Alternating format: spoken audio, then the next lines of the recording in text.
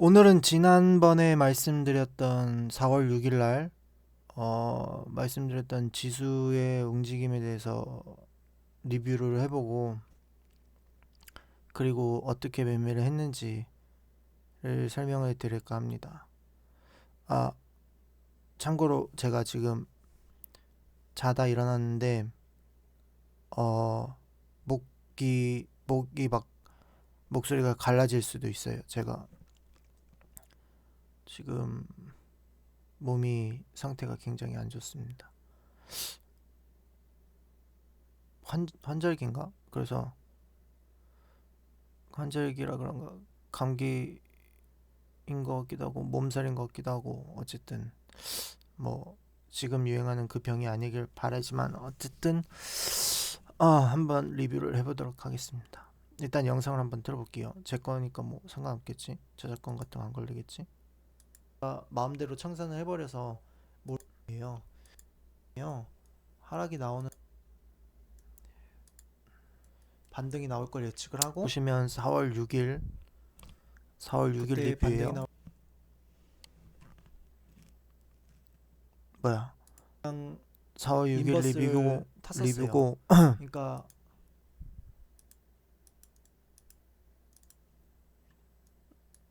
4월 6일 이날 초반에는 하락이 나올 거 아니에요. 분봉을 한번 볼까요?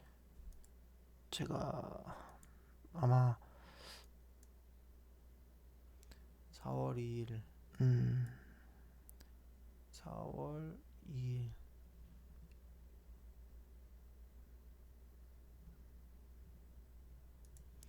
초반에는 이렇게 하락이 나올 거 아니에요. 하락이 나오는데 이 저점을 지켜주잖아요. 그 저점이 아까 일봉상으로 봤을 때 이 구간을 지켜줬잖아요. 이 선들이 이 구간을 지켜줬잖아요. 요 선들이 코로나 바이러스 이전에, 그러니까 지수가 이렇게 빠지기 전에 그어놨던 선들이거든요. 그래서 제가 이때 신기하게 다 들어맞는다고 말씀을 드렸었는데, 그런 측면에서 이제 그 위에 그어놓은 선, 이 구간이 분봉상으로 봤을 때 이 구간이란 말이에요. 그러니까 인버스로 이때 하락하는 구간에 수익을 냈고, 이 저점을 기준으로 다시 상승하는 구간에 진입을 해서 또 수익을 낸 거죠.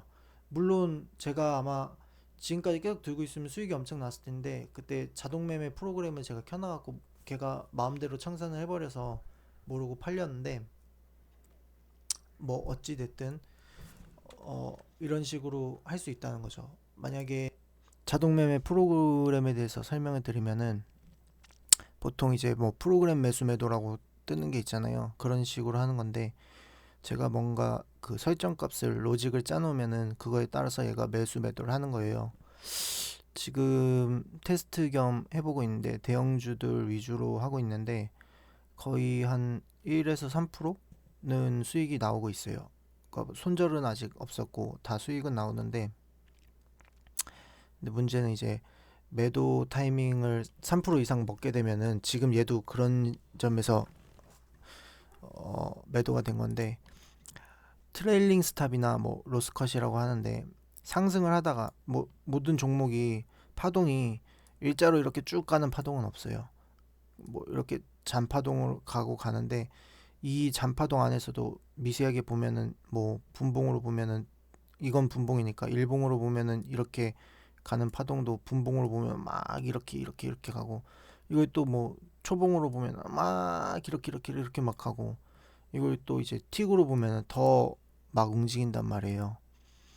그렇기 때문에 이제 어느 몇 퍼 오르고 몇 퍼 이상 빠지면은, 어느 부분에서 이탈하면은 또 하락이 나오니까, 그 구간을 먹기 위해서는 1에서 3%가 거의 최대치인데, 여튼 프로그램을 여태가 돌려봤을 때는, 제가 범위를 일부러 많이 넓히진 않았는데 수익은 다 나오고 있어요. 지금 이거 같은 경우에는 이제 매수는 제가 직접 한 건데, 어, 프로그램으로 그 트레일링 스탑을 걸어 놔갖고 이게 자동으로 매도가 돼 버렸고 체결이 된 건데, 아마 여기까지 올랐다가 여기쯤에서 팔렸을 거예요. 뭐 안 팔았으면 여기까지 더 빠져서 제가 뭐 팔았을 수도 있는데 어쨌든 한참을 더 갔죠. 네. 중요한 건 이게 아니니까 마저 설명을 하면은 마저 보면은 600에서 지수가 600 초반에서 610 혹은 15 정도 이 지수가 오면은 아마 눌림이 나오기 시작할 것 같은데 그럴 때는 이제 인버스를 제가 요 시점을 말씀을 드리는 600에서 615 어 제가 요 위에다가 이 영상에 어 링크를 걸어둘 테니까 나중에 영상을 한번 보시고요. 뭐 쭉 뒤에 진입하시면은 보면은 수익이 날 수 있을 것 같아요. 빠르게 일봉상으로 지금 요 코스닥 지수 차트인데 608에서 610 15 정도? 네, 608에서 615 정도. 그 정도 되고 시기상으로는 이번 주 수요일, 목요일, 금요일 주 후반에 아마 그렇게 될 것 같습니다. 수목금이라고 제가 말했잖아요. 그래서 제가 목요일 날 인버스를 한 번 더 탔다가 금요일 날 3% 수익을 내고 매도를 쳤어요. 인버스니까 뭐랄까 하락하는 거를 베팅을 해서 수익을 내고 청산을 하고 재매수를 했어요. 그리고 이제 그 다음 이야기가 나오는데 그때까지는 조금 음, 안전한 건 아닌데 어쨌든 지금 이제 거의 하락 구간을 거의 마무리 짓는 구간까지 왔기 때문에 그렇게 한번 보시면 될 것 같아요. 네, 그리고 여기까지네요. 보시면은 이게 지수 차트거든요. 저는 지수는 거의 파동 추세 위주로 봐왔고 예를 들어서 조금 지저분한데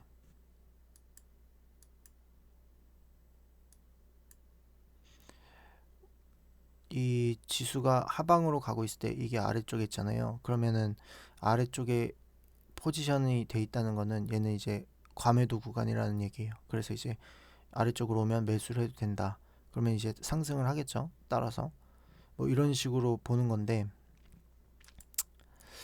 제가 물론 선을 그어놨던 거는 이거와는 별개로 뭐 지지저항을 따라서 선을 그어놓은 건데 지금 최고가가 618 목요일날 618을 찍었죠. 그래서 제가 이때 인버스를 들어간 거고 이때 수익을 냈죠. 금요일날 쭉 밑꼬리까지 쭉 달았잖아요. 근데 제가 밑꼬리 부분에 청산을 하고 나왔어요. 그러니까 더 이게 지금 조정이 끝이라고 생각한 건 아닌데 이날은 반등이 나올 것 같아서 잠시만요. 이건 이 방분들의 정보가 나오기 때문에 좀 가릴게요. 4월 10일 금요일이잖아요. 4월 10일 금요일 인버스 매도 11시 19분.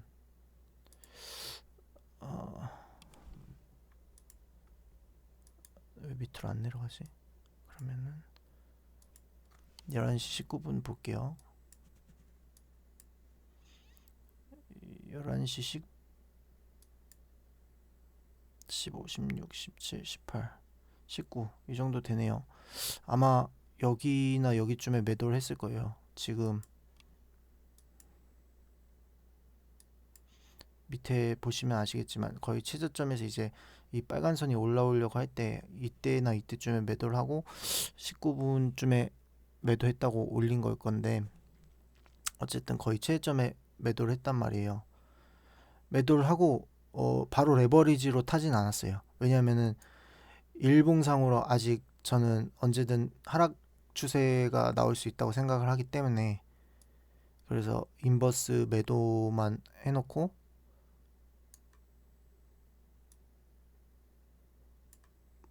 인버스 매도라고만 하고 뭐 장중 조정인가 헬게이트 오픈인가 이렇게 얘기를 했을 때 인버스가 추세를 형성하면 다시 줍줍함 인버스 그러니까 밀팡 제가 버스에서 내렸다 이 인버스를 말하는 건데 약간 드립들이 많아서 제가 다 번역을 해드릴게요.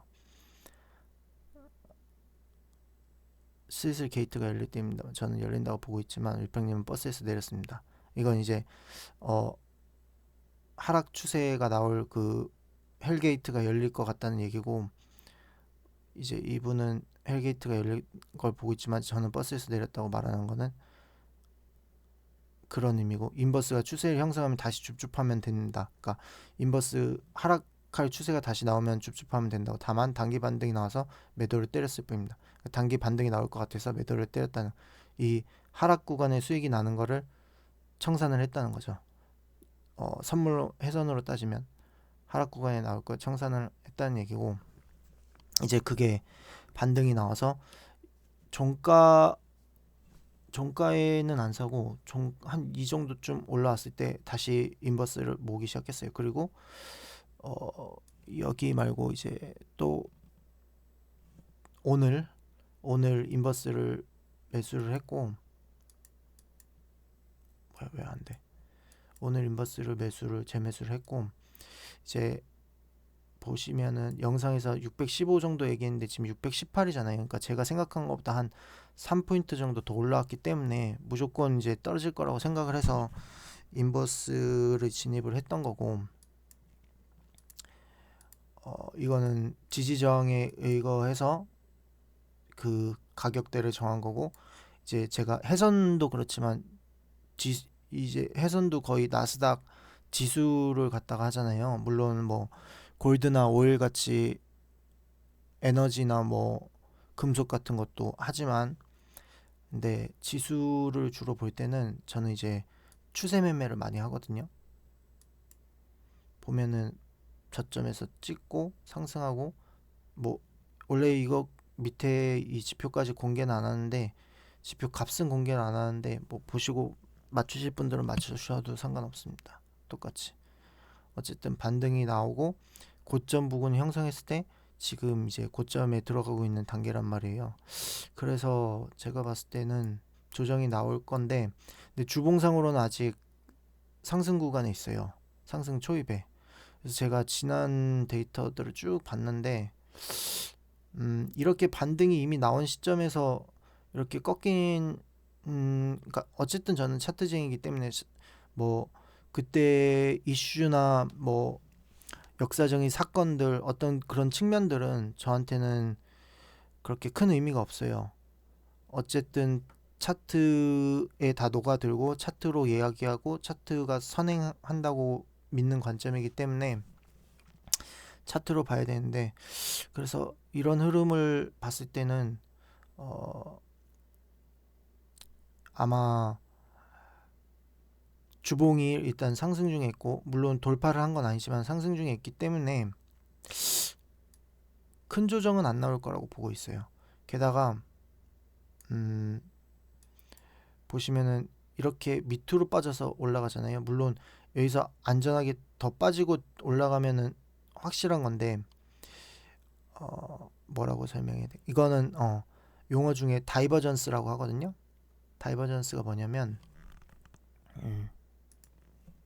차트 용어 중에 다이버전스라고 있는데, 여기보다 여기가 더 많이 빠졌잖아요. 근데 여기는 이렇게 올라가 있어요. 저점은 올라가고 이거는 빠져요.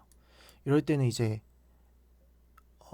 어떤 측면이냐면, 어디 지난 데이터가 있는지 한번 살펴볼게요. 잠시 멈추고. 아니다. 제가 친절하게 설명을 다 해드리면 좋겠는데, 지금 원래 같으면 해드렸을 텐데 몸 상태가 지금 완전 좋지가 않아서 그런 거는 검색을 해보신 게 나을 것 같아요. 인터넷에서 네이버나 어디에서 뭐 상승 다이버전스, 뭐 하락 다이버전스 한번 검색을 해보세요. 그러면은 나올 거예요, 이 얘기가. 어쨌든 주봉상으로는 아직 상승 구간이 있기 때문에 제가 봤을 때 막 그 뭐 W 반등이라고 했고 이만큼이었고 다시 이만큼 내려오거나, 아니면 뭐 이 정도까지 내려오거나 이렇다기보다는 많이 조정을 해봤자 한 575 이 정도에서 어 정말 많이 가면 500 초반 정도까지 이렇게 나오지 않을까 싶어요. 근데 이 정도도 정말 많이 보는 거고,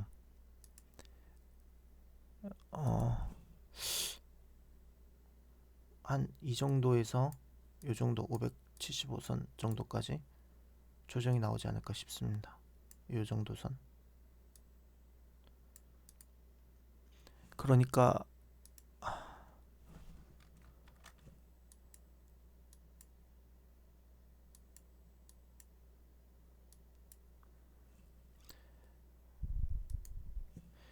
이 구간에서는 보면은 빨간색 선이 쭉 내려왔다가 다시 재차 상승을 하게 되겠죠. 그리고 아마 700에서 뭐 675 이 전고 부근이나 700, 700이나 이 부근에서 이 부근까지 상승을 했다가 그때 이제 좀 큰 폭의 하락이 나오지 않을까 그렇게 생각을 하고 있습니다. 일단 앞으로의 지수 측면은 그렇고요. 그리고 또 뭘 설명해야 될까? 뭐 장중에 매매하는 거나 뭐 이런 것들은 제 그 영상에 보시면은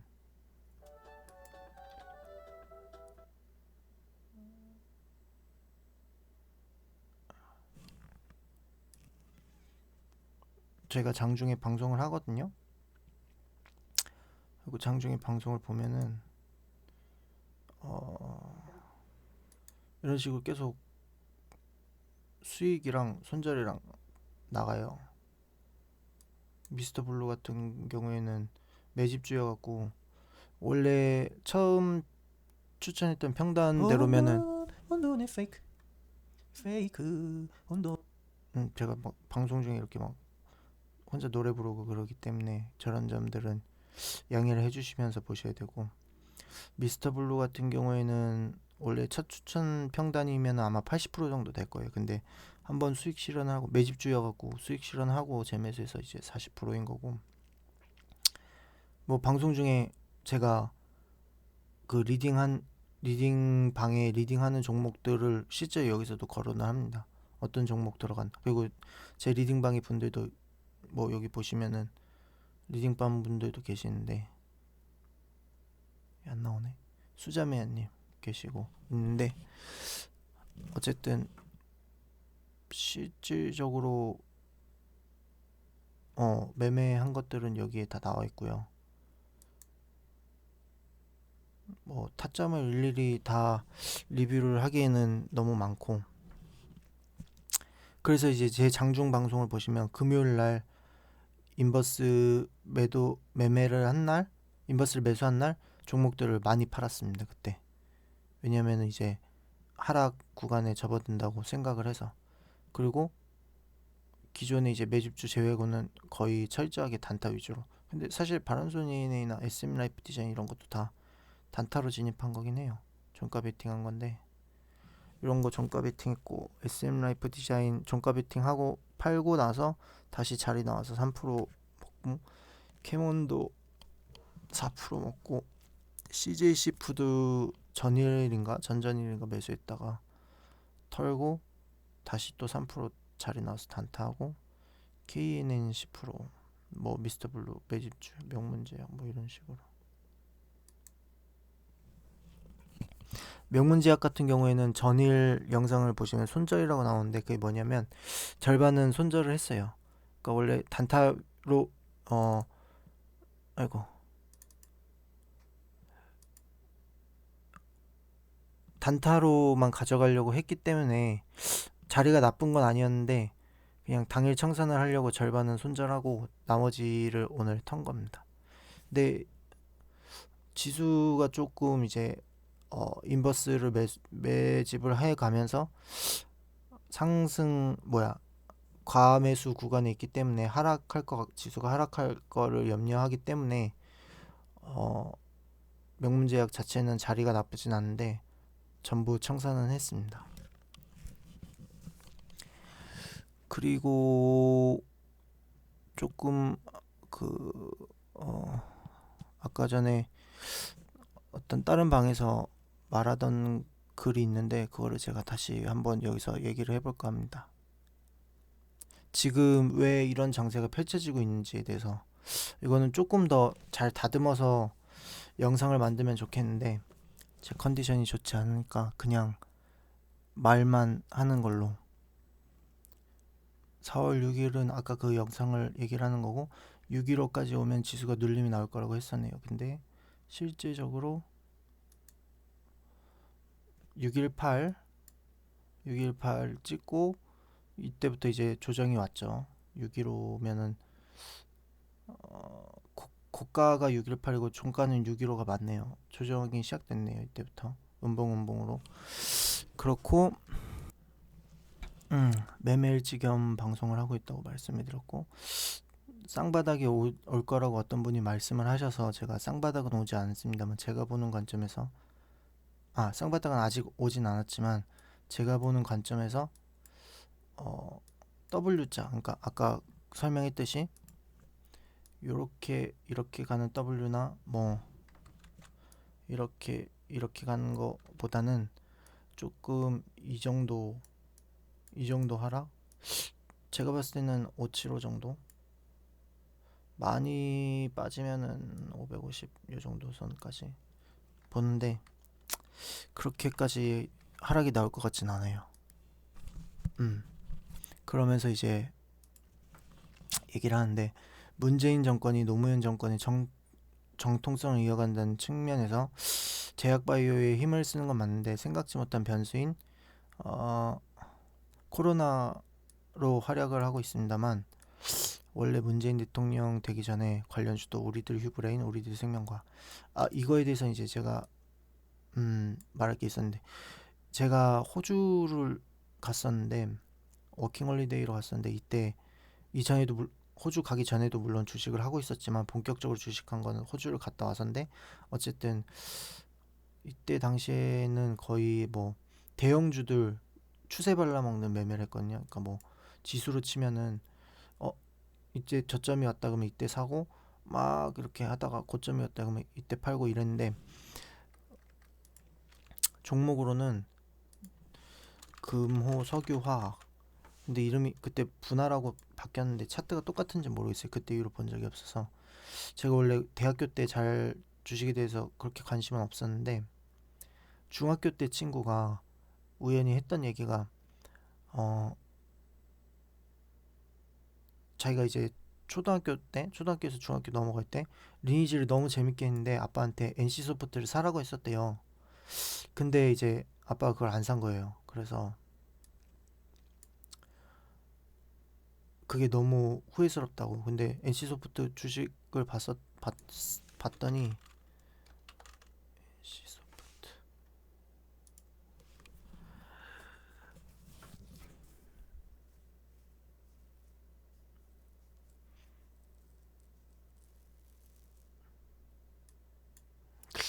중학교 때 내가 2000년 이하인데 더 안 나오나?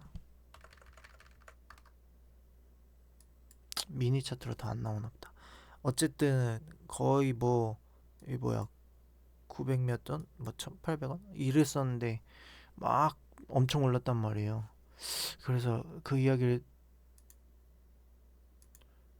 문득 생각이 났어요. 대학교 때.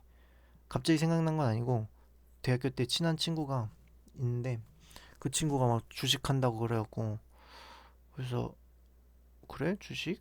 근데 이제 주식이라는 단어를 들으니까 그게 생각이 난 거예요. 중학교 때 친구가 자기가 NC소프트 재밌어서 아빠한테 사라 그랬는데, 아빠가 리니지가 재밌어서 NC소프트 사라 그랬는데 아빠가 안 샀다고. 근데 그게 엄청 갔다고. 그 생각이 나서 그 친구 말을 듣고 주식을 대학교 때 처음 시작을 했는데, 그 친구가 이제 알려준 대로 했죠. 그때는 모르니까.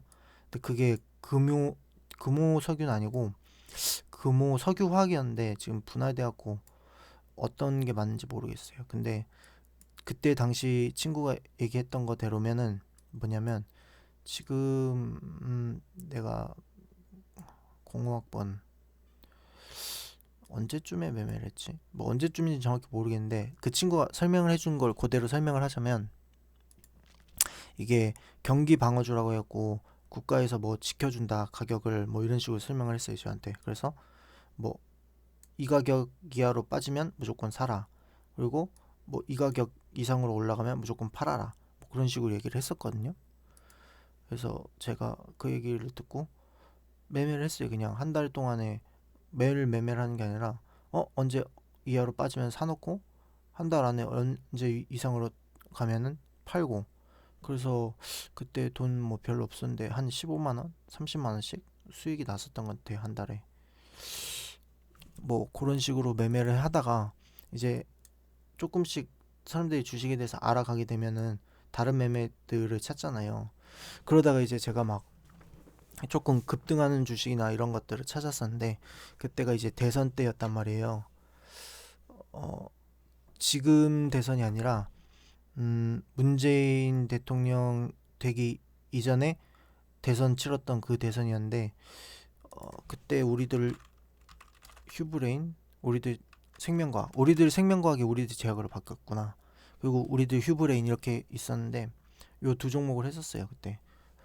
저는 이제 정치적 성향을 얘기를 이렇게 공공연한 자리에서 잘 안 하는데 사실은 저는 뭐 제 주변 사람들은 다 알고 있지만 노무현을 되게 좋아하는 노빠여서 문재인을 응원을 했었는데 문재인 대통령을 문재인 후보자죠 당시. 그래서 문재인이 되겠지 하고 사놓고 갔는데 호주를 사놓고 투표를 하고 갔나? 뭐 어쨌든 기억이 잘 안 나는데 엄청 상승을 했다가 제가 호주에 갔다 왔을 때 마이너스 40%였어요. 문재인은 물론 안 됐고.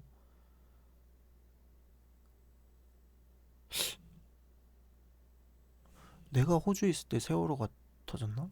정확히 기억이 안 나네. 2000 몇 년도에 왔지? 17년도? 14년도인가? 뭐 지금 좀 뭐 상태가 안 좋아서 그런지 기억이 잘 안 나는데 어쨌든 저쨌든 여기 어디선가에 샀다가 2014년도 7월 키스톤 글로벌을 보면 알아요. 제가 키스톤 글로벌이 키위 미디어 그룹으로 바뀌었거든요. 제가 이 종목으로 처음은 아니고 그러니까 막 돈을 막 몰빵하듯이 해갖고 수익을 냈었는데 되게 많이 얘기를 했던 이야기인데 이때도 거의 정보 매매를 했었거든요. 정보 매매를 하면서 이제 차트 2014년 7월이다. 그래 2014년 7월 200원대를 찍고 제가 쭉 200원대부터 쭉 지켜보다가 400원대에 들어갔거든요. 그래갖고 700원 아니야 쭉 보다가 700원대에 들어갔어. 그 400원대부터 쭉 보다가 700원대에 들어가서 2,100원에 3배 먹고 팔았어요. 이게 그 뭐 이야기가 길어지는데 크리스토퍼 영이라고 막 주식 사기꾼 같은 놈이 있는데 걔가 대표였는데 놈이라 그러면 안 되나 방송에서 뭐 어쨌든 뭐 국회의원이랑도 연관 있고 장관이랑도 연관 있고 뭐 장관의 사촌이었나 사돈이었나 사위였나 뭐 하여간 그런 사람이었어요. 얼굴은 봤던 기억이 없는데 뭔가 이름도 그렇고 사기꾼 같은 느낌이 딱 들잖아요.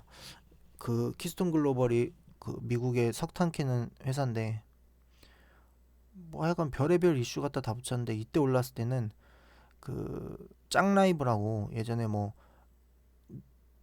하두리 나우누리 뭐 이런 거 천리안 뭐 이런 거 시대에 뭐 짱라이브 뭐가 있었나 봐요. 그거 만들었던 사람이 에어라이브라고 뭐 세계 최초 다자강 화상통화 뭐 만드는데 그거 이슈로 이렇게 쭉 올랐었거든요. 근데 이제 제가 계속 지켜보다가 이때는 정보 매매를 했기 때문에 계속 지켜보다가 400원대에서부터 지켜를 받고 결국 이제 700원대 들어서서 제가 진입을 했어요.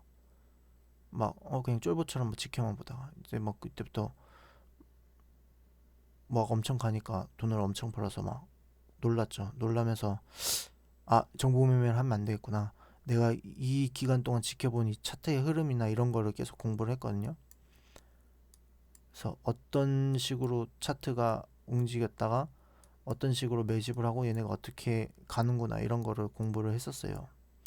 그래서 제가 주식을 언제 했는지 기억이 안 나면은 꼭 이 종목을 봐요.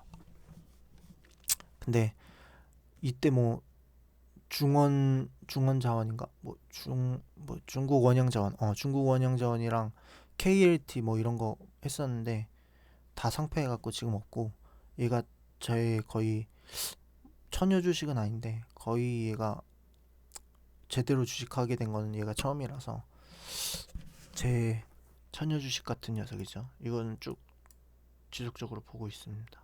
지금은 이제 키위미디어 그룹이라고 했고, 그 이효리 소속사인가? 김형석이라는 작곡가가 인수해갖고 뭐 어떻게 했는데 왜 이런 데를 인수했을까? 당했나? 뭐 어쨌든 그렇습니다. 근데 뭔 얘기하다 여기까지 왔지? 우리들 제약 얘기하다 2014년 7월 14년 7월이니까 이게 호주에서 갔다 오고 1년 있다가 뭐 바로 주식한 것도 아니니까 한 12년? 13년에서 12년 사이겠네요. 12, 13년. 이때 들어갔었나 보구나. 12, 13년. 이게 엄청난 상승 하락 보이세요? 그리고 이때 막 먹고 팔고 먹고 팔고 뭐 이러다가 어딘가에 들어가서 40% 물려 있었고 1년 후에 갔다 오니까 뭐 한 여기쯤에 들어갔나? 여기쯤에 들어갔다가 1년 갔다 오니까 40% 마이너스 40% 돼 있었고, 그러고 이제 얼마 계속 그냥 아무 생각 없이 있다가 주식 할 때쯤 되니까 올라왔었는데 이때 돌아왔나 보다. 그러니까 뭐냐면요, 제가 호주 가기 전에 사놨었는데 그때는 수익이었거든요. 아마 그럼 여긴가 여기 어디쯤에 들어갔을 거예요. 그래서 들어가서 수익이었는데 1년 갔다 오고 나니까 마이너스 40%였어요. 그러면 1년 갔다 오고 났으면 뭐 여기쯤에 샀다가 여기쯤에 봤겠다. 40%였고 그냥 나는 주식이랑 연이 없구나 했고 버린 게 아니라 이제 뭐 계좌 안 건드리고 제가 뭐 학원에서 애들 영어도 가르치고 뭐 이것저것 하고 있었는데 어느 날 계좌를 열어봤더니 이게 40% 수익이었던 거예요. 그러니까 아마 핫달을 했나? 핫달은 아닐 텐데 뭐 어쨌든 들어갔다 40%뭐 이 정도 어딘가에 수익인 거예요. 그래서 내가 살 길은 주식이다. 그래갖고 이때부터 다시 또 주식을 한 거죠. 2014년 더 빠졌는데 뭐 어쨌든 제가 주식을 다시 했던 건 그래서 2014년 7월 요때부터 아마 요때인가 봐요. 요때 그럼 그 전에 팔 기회가 있었네. 뭐 어쨌든 그런 측면에서 문재인 정권이 노무현 정권의 전통수 이어받는 측면에서 제약바이오에 힘을 쓰는 건 맞는데 생각지 못한 변수인 코로나로 제약바이오가 현재 활약을 하고 있습니다만 원래 문재인 대통령이 되기 전에 관련주 우리들 휴브레인 이거 우리들 생명과 이게 바뀌기 전에 매매하고 관심을 모르겠으나 아무튼 노무현 정권을 따른다면 문재인 정권 제약바이오 미뤄질 가능성이 높다고 생각합니다. 물론 문 정권 초에 그렇게 생각했었고 당시에 제약주들이 많이 갔었죠. 그래서 이제 나오는 게 요건데 제가 올린 거죠. 저기 제약 차트 2017년도 5월 이제 문재인 정권 들어서고 나서 쭉 상승했어요. 제약이. 원래 문 정권 안에서 프레임은 대북과 제약바이오로 시소 게임을 하면 지수를 견인할 거야. 뭐 이때 지수가 코스닥 천 간다 뭐 그런 얘기 많았죠. 코스닥 천 간다 뭐 이러면서 견인할 거라고 생각을 했는데 생각지 못한 변수들이 등장했죠. 미중 무역 분쟁과 코로나 등등. 그러면은 이제 코로나가 전염성이 강한 병으로 이동에 제약을 두기 때문에 이는 소비를 악화시키며 결국 경제적으로 봤을 때 소비가 없으면 생산이 불필요하기 때문에 돈이 도이지 않아서 실물 경기에까지 악영향을 미치게 됩니다. 근데 코로나가 유독 우리나라에 민감하게 반응한 것은 중국의 영향이 큽니다. 미중 무역 분쟁도 우리가 미국 지수를 따라가고 있으나 정확한 표현은 아니지만 개념적으로 표현하자면 금융과 같은 지수 등은 미국을 따르지만 중국과 실물 경제가 영향을 많이 받기 때문에 미중 무역 분쟁의 고래 싸움의 가장 큰 피해는 대한민국의 새우등인 것이며 코로나 역시 실물 경제를 위협하는 요소인데다가 중국에서 발생하여 중국 경기를 악화시킬 요소가 강하기 때문에 우리나라에 더 민감하게 반응을 한 것입니다. 이건 전부 다 제 생각 견해를 쓴 거예요. 뭐 그렇다는 거죠. 다만 우리나라가 바이오 강국을 표방하며 이는 노무현 정권의 정통성을 주장한 문재인 정권에서 이어지는 행보이고 실질적으로 문 정권 초기에 박근혜 정부의 부정부패에 관해 시민들의 탄핵을 이뤄낸 성과라는 외신의 보도와 함께 긍정적인 요소들이 있었으나 개별주적으로 봤을 때는 제약 바이오에 대한 기대감과 대북주의에 관한 기대감으로 상승한 측면들이 강했습니다. 고로 우리 증시는 타국가들에 비해 빠르게 반등을 했다가 보고 V자 반등을 했으나 상승 피로감에 따른 조정 장세는 불가피하다고 봅니다. 그러니까 무슨 말이냐면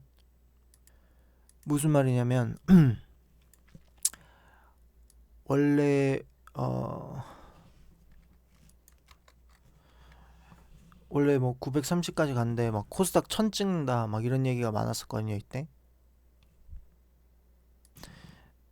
그러니까 코스닥 1000 찍는다 이런 얘기가 많았었는데 문재인 정권이 2017년 5월 들어서고 나서 엄청 상승을 했어요.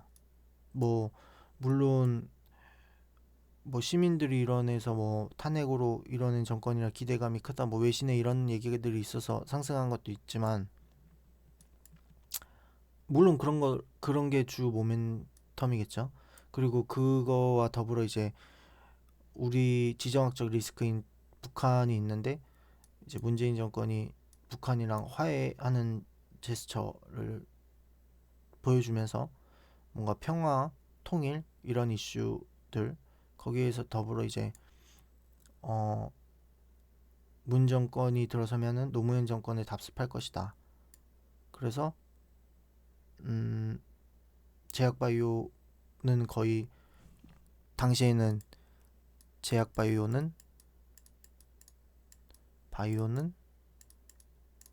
코스닥 이런 관계가 거의 성립됐었죠 당시에는. 그래서 상승할 것이다라는 생각들이 많았는데, 그러니까 코스닥이랑 아니 제약바이오가 상승을 했다가 이 눌리는 구간에는 또 이제 대북주가 좀 갔다가 다시 또 상승하면 제약바이오가 간 이런 시소 게임을 할 거라고 봤었거든요. 시소 게임을 하면서 이제 막 1000 간다. 실제로 제가 이 KB 증권사 이 VIP 간담회도 갔었고 뭐 많이 갔었는데 여기저기 증권사에 많이 갔었는데 좀 거론하기 그런가? 하여간 뭐 어떤 정확히 누군지는 알고 있는데 굉장히 높은 뭐 어디 증권사라고 또 얘기하면 안 되겠구나. 모 증권사에 거의 굉장히 높은 누가 코스닥 1000 간다고 막 얘기를 했었죠. 이 당시에. 근데 물론 뭐 이때 얘기한 건 아니고 좀 더 많이 내려와 있을 때 한 700인가 800자 요쯤에 얘기를 했던 것 같아요. 1000 간다고. 뭐 어쨌든 실질적으로 1000은 못 갔지만 뭐 어쨌든 얘기를 했었죠. 그래서 이제 시소 게임을 하면서 상승을 할 거로 봤는데 미중 무역 분쟁이 터졌어요. 미중 무역 분쟁. 미국이랑 중국이. 뭐 사람들이 얘기할 때는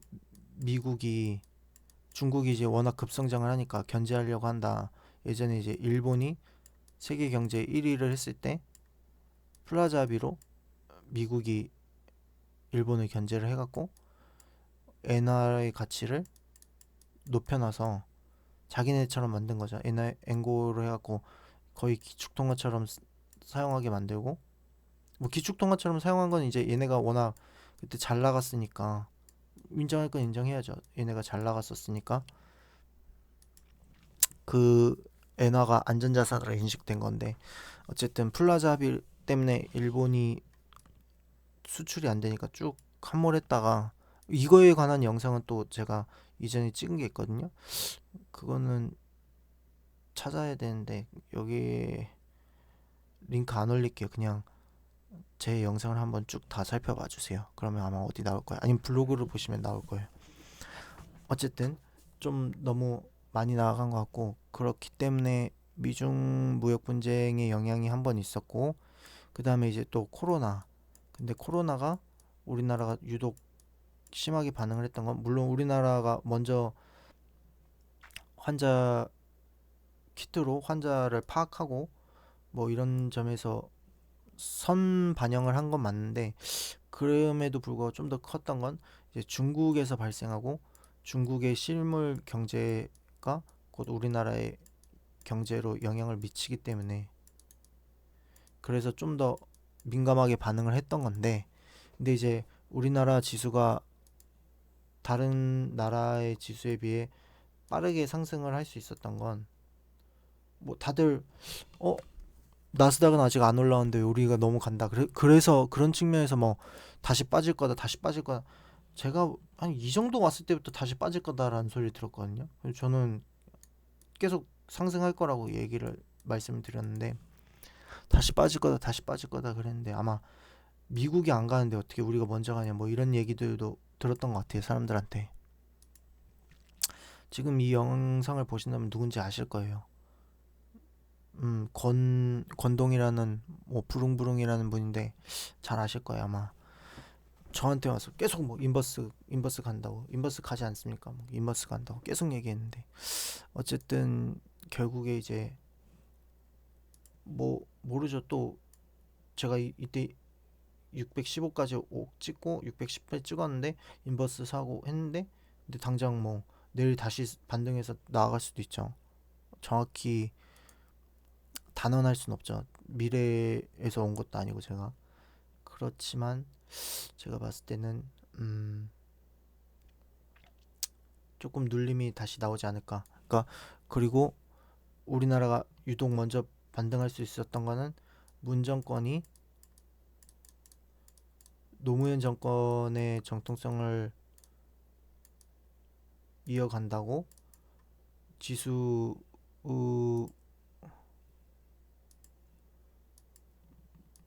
이 초기에 음, 대통령 초기에 쭉 상승했던 요 모멘텀이 제약바이오랑 대북 이슈였다.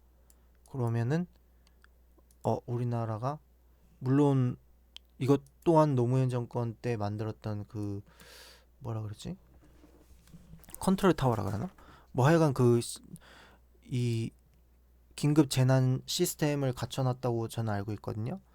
그래서 그 측면도 강하다고 보는데 어쨌든 그래서 우리나라가 좀 더 빠르게 반등을 하지 않았나. 다만 이제 조정이 나오는 거는 뭐 다시 하락 국면에 접어든다기보다는 물론 코로나가 지금은 침체기인데 어떻게 다시 막 터질지 몰라요. 뭐 그 누구야? 저기 뭐지? 신천지가 터진 것도 알 수 없었잖아요. 근데 뭐 신천지의 문제는 아니죠, 솔직히. 뭐 그 지금 선거 시기에 이렇게 이걸 얘기를 해도 되는지 모르겠는데 뭐 당이랑은 상관없으니까 뭐 여당의 문제인가? 그렇기도 한가? 어쨌든 어 신천지로 실질적으로 몰아 갔다고 하더라도 몰아 간 건지 아닌지 모르겠지만 어쨌든 정부의 책임이 있는 거죠. 신천지도 국민인데 신천지도 결국엔 국민인데 어 관리를 제대로 못해서 전염병이 퍼진 거니까 뭐 신천지의 책임이 아니라 정부의 책임인 거죠. 따지고 보면. 근데 결과적으로는 잘 대처를 하고 있고 어 막 터지기 전의 일인데 어떻게 막을 수 있다고 생각을 하지는 않아요. 물론 뭐 대만 같은 경우에 잘 막았다고 하는데 뭐 대만이 우리나라였고 우리가 대만이었으면 우리나라가 잘 막았을 수도 있고 그거는 뭐 알 수 없는 일이었다고 생각을 하고 어쨌든 터진 일을 잘 수습을 한 게 중요하다고 보고 그 잘 수습을 한 영향으로 지금 이제 조금 우리나라는 다른 나라에 비해 먼저 매를 맞았고 더 빠르게 상승을 하고 있지 않나. 잘 수습을 하고 있어서. 다만 이제 이 상승 피로감이 있단 말이에요. 상승 피로감이 뭐냐면 이때 들어온 사람도 있을 거 아니에요. 그럼 이 사람들은 충분히 지금 수익권이기 때문에 팔고 싶을 거란 말이에요. 그래서 매도 물량이 나온다는 거죠. 그런 것들이 상승 피로감이죠. 뭐 이때 물렸던 사람이 지금 왔으니까 손절해야겠다. 약손절해야겠다. 아니면 본전 왔으니까 털어야겠다. 개미들이 제일 많이 하는 실수가 뭐냐면 본전 심리, 본전 매도 이거거든요. 근데 이제 그런 심리를 이용해서 여기서 상승 피로감이라고 해서 하락이 나오면서 조금 매도세가 나오지 않을까 그런 생각을 갖고 있습니다. 아마 개인들이 이제 이때 샀던 개인들이 들어와서 매도세가 나오면은 외인들이 받아내겠죠. 그러면은 그 받아내는 시점이 이 정도쯤 되지 않을까 싶어요.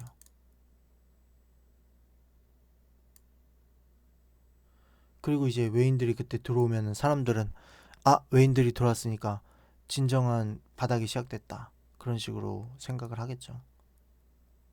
마치 외인이 모든 걸 좌지우지하느냐. 뭐 모든 걸 좌지우지하진 않지만 뭐 그런 말들이 있어요. 뭐 매도세가 많다, 매수세가 많다. 근데 사실 똑같아요. 주식수는 100주라고 치면은 100주를 누가 팔아야 100주를 누가 사는 거거든요. 다만 문제는 가격을 어디에 걸어놓고 거래를 하느냐에 따라서 상승이 되냐 하락이 되냐지 주식수가 한정돼 있고 그걸 갖다가 거래를 하는데 매도세가 많고 매수세가 많고 이런 건 없어요.